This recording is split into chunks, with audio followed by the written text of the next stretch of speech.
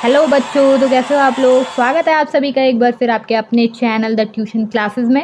आज हम डिस्कस करेंगे क्लास 6 एनसीईआरटी चैप्टर 4 के सॉल्यूशंस को। और मेरा पढ़ाई अगर पसंद आए तो वीडियो को एक लाइक ज़रूर कर देना और चैनल को सब्सक्राइब भी ज़रूर कर देना ताकि मुझे मोटिवेशन मिल सके आप लोग के लिए ऐसी वीडियोस बनाने को। और वैसे तो मुझे ये सब लास्ट में कहना चाहिए, पर एक बार क्वेश्चन ख़त्म हो जाते हैं तो आप लोग जल्दी से वीडियो बंद करके भाग जाते हो, इसलिए मैं ये सब अभी कह रही हूँ। तो अब आगे बढ़ते हैं बिना अपना टाइम वेस्ट करे, क्वेश्चन नंबर 1 से शुरू करते हैं। तो क्वेश्चन नंबर 1 में बच्चों आपको बताना है कि 5 ऑब्जेक्ट्स जो कि हम वुड से बना सकते हैं, यानी कि वुडन ऑब्जेक्ट्स आपको बताने हैं। तो इसमें बहुत सारी चीज़ें हैं आपके आसपास, आप देख सकते हैं जो वुड से बनी हुई हैं, जैसे कि table, chair, bed, doors, bullock cart etcetera. Question number 2 में आपसे पूछा है कि select those objects from the following which shine, यानी कि इनमें से कौन से ऑब्जेक्ट हैं जो शाइन करते हैं। तो ग्लास बाउल और स्टील स्पून शाइन करेंगे। प्लास्टिक के टॉयज और कॉटन शर्ट कभी आपने देखा होगा कभी शाइन नहीं करेगी। ग्लास बाउल और स्टील स्पून इसका आंसर है। तो क्वेश्चन नंबर 3 में आपको 2 कॉलम्स दिए हुए हैं ऑब्जेक्ट और मटेरियल के।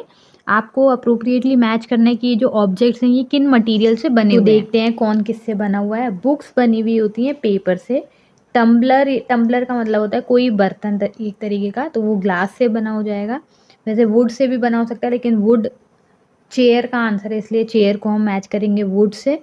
और टॉयज़ बने होते हैं प्लास्टिक से और शूज़ बने होते हैं हमारे लेदर से। तो आगे बढ़ते हैं क्वेश्चन नंबर 4 में, जिसमें आपको ट्रू या फॉल्स बताना है। कुछ आपको स्टेटमेंट दी गई हैं, आपको बताना है कि वो स्टेटमेंट सही है या गलत है। तो पहली स्टेटमेंट है stone is transparent while glass is opaque. Transparent का मतलब होता है ऐसी चीज़ें जिसके आप आर पार देख सकते हैं। तो क्या आप स्टोन के आर पार देख सकते हैं? बिल्कुल नहीं देख सकते, तो ये स्टेटमेंट फॉल्स हो जाएगी। Then is a notebook has lustre while eraser does not. Lustre का मतलब होता है शाइनी, कोई भी चीज़ शाइनी। तो क्या नोटबुक आपकी शाइनी होती है? बिल्कुल नहीं होती है, नोटबुक में कोई शाइन नहीं होती है और साथ ही इरेजर में भी नहीं होती है। तो ये स्टेटमेंट हो जाएगी false. Next is chalk dissolve in water. क्या चॉक वाटर में डिजॉल्व हो जाएगी? बिल्कुल भी नहीं होती है। आप ये एक्सपेरिमेंट खुद करके देख सकते हैं। जो आपकी चॉक होगी वो वाटर में डिजॉल्व नहीं होगी, रैदर वो आपकी सैंड जैसे रेत होती है उस तरीके से वो वाटर में नीचे सेटल हो जाएगी, पर कभी मिक्स नहीं होती है वाटर के साथ। नेक्स्ट इज, तो ये स्टेटमेंट फॉल्स हो जाएगी। Next is a piece of wood floats on water, यानी कि एक लकड़ी का टुकड़ा पानी में तैरता है। तो ये बिल्कुल सही स्टेटमेंट है। लकड़ी का टुकड़ा पानी में हमेशा तैरता है। आप खुद ब खुद ये एक्सपेरिमेंट भी, ये तो बहुत सिंपल सी चीज़ें हैं, अगर आप इन्हें घर पे भी आप करके देखेंगे, ट्राई करेंगे, तो ये आपको और अच्छी तरीके से पता लग जाएगा कि कैसा होता है। ठीक है, तो ये फोर्थ स्टेटमेंट ट्रू हो गई। Next is sugar does not dissolve in water. बिल्कुल ही गलत स्टेटमेंट है। शुगर बहुत ही आसानी से पानी में डिजॉल्व हो जाती है। जब हम कुछ बनाते हैं जैसे जिसमें हमें पानी में घोलना पड़ता है चीनी को, तो वो शुगर बिल्कुल आसानी तरीके से डिजॉल्व हो जाती है। तो ये स्टेटमेंट गलत है कि नहीं होती है।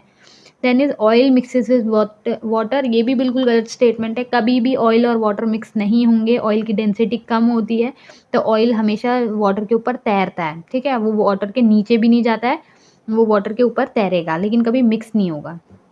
तो ये फॉल्स स्टेटमेंट है। Next is sand settle down in water. बिल्कुल सही है। ये अभी मैंने आपको ऊपर थर्ड वाले में जब मैं चौक का बता रही थी तब आपको मैंने एक्सप्लेन भी किया था कि सैंड जो होती है, सैंड यानी कि मिट्टी, वो वाटर में नीचे बैठ जाती है। तो बिल्कुल सही बात है, वो कभी भी मिक्स नहीं होगी, रैदर वो नीचे बैठ जाएगी, सेटल डाउन हो जाएगी। Then is vinegar dissolve in water. बिल्कुल सही स्टेटमेंट है। विनेगर भी वाटर में आसानी से डिजॉल्व हो जाता है। तो चलो भाई, अब बढ़ते हैं अपने क्वेश्चन नंबर 5 की तरफ, जिसमें आपको कुछ ऑब्जेक्ट्स दिए गए हैं और आपको उन्हें ग्रुप करना है, यानी कि अलग अलग उनके ग्रुप्स बनाने हैं। 2 तरीके के ग्रुप्स बनाने हैं। पहला है राउंड शेप और अदर शेप के बेसिस पर, यानी कि जिनका राउंड शेप है उनको अलग और जिनका अदर शेप है उनको अलग। और दूसरा ग्रुप बनाना है आपको ईटेबल और नॉन ईटेबल की तरफ। ईटेबल यानी कि जो हम खा सकते हैं और नॉन ईटेबल यानी कि जो हम नहीं खा सकते हैं। तो बच्चों, मैं चाहूँगी कि पहले आप ये खुद से करके देखो। वीडियो को पॉज़ कर लो, मैंने आंसर छुपाया हुआ है। वीडियो को पॉज़ कर लो, इसको खुद से करके देखो और फिर मैं आपको वापस आप वीडियो चालू करोगे और आंसर आपके सामने होगा। तो चलिए अब आंसर देख लेते हैं इसका। तो राउंड शेप में है आपके बास्केटबॉल, ऑरेंज, ग्लोब। ग्लोब यानी कि अर्थ का एक स्मॉलर साइज़, जो हम ऑफिसेज़ या कभी कभी घर में भी होता है किसी किसी के, अर्थ का एक छोटा साइज़ होता है ग्लोब। और एप्पल और अर्थन पिक्चर। अर्थन पिक्चर यानी कि मिट्टी का मटका।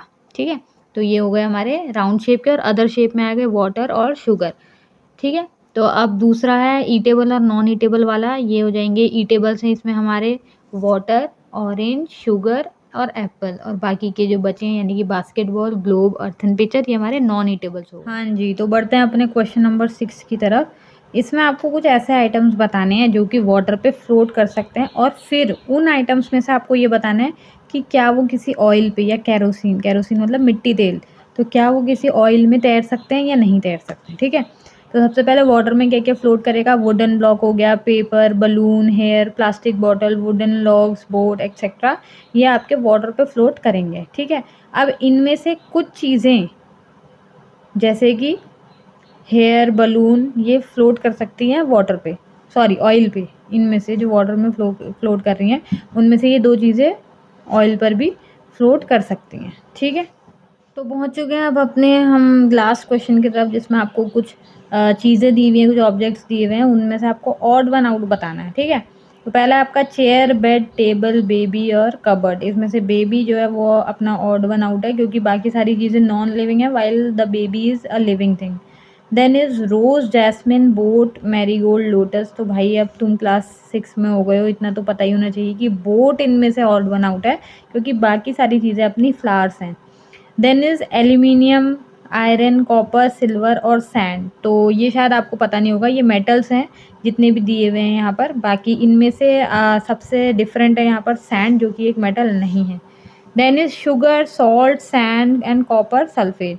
तो इसमें से शुगर, सॉल्ट और कॉपर सल्फेट जो होता है ये क्रिस्टल फॉर्म में होता है, जबकि सैंड क्रिस्टल फॉर्म में नहीं होती है।